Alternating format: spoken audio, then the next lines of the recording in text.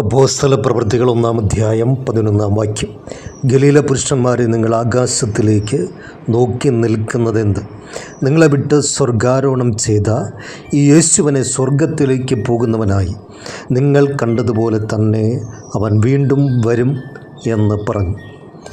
യേശുക്രിസ്തു സ്വർഗാരോഹണം ചെയ്യുമ്പോൾ അത് കൺകുളിർക്കെ കാണുവാൻ ആകാശ മണ്ഡലങ്ങളിലേക്ക് ഇമകളടയ്ക്കാതെ നോക്കി നിൽക്കുന്ന ഗലീല പുരുഷന്മാരെ നോക്കിക്കൊണ്ട് ഇതിന് സാക്ഷ്യം വഹിപ്പാൻ സ്വർഗോന്നതങ്ങളിൽ നിറങ്ങി വന്ന സ്വർഗീയ ദൂതന്മാർ വെളിപ്പെടുത്തുന്നൊരു വെളിപ്പെടുത്തൽ ഇപ്രകാരമാണ്: കർത്താവ് പോയതുപോലെ തന്നെ വീണ്ടും വരും എന്നുള്ളത്.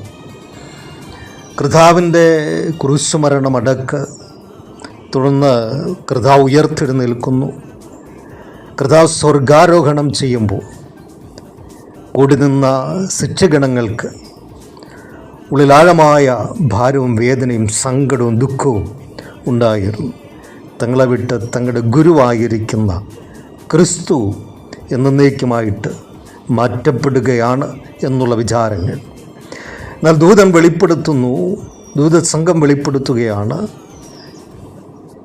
കർത്താവ് പോയതുപോലെ തന്നെ വീണ്ടും മടങ്ങി വരും. ഇന്നത്തെ ദിവസം കർത്താവിൻ്റെ മടങ്ങിവരവിന് വേണ്ടി ആഗ്രഹത്തോടെ, വാഞ്ചയോടെ, കൊതിയോടെ, വലിയ പ്രത്യാശയോടെ, പ്രതീക്ഷയോടെ കാത്തിരിക്കുന്ന ഒരു ദൈവ പൈതലാണെങ്കിൽ പ്രത്യാശയ്ക്ക് ഭംഗം വരികയില്ല. നമ്മുടെ പ്രാണപ്രിയനായിരിക്കുന്ന കർത്താവായിരിക്കുന്ന യേശു ക്രിസ്തു മടങ്ങി വരുവാൻ കാലം ഏറ്റവും ആസന്നമായിരിക്കുന്നു.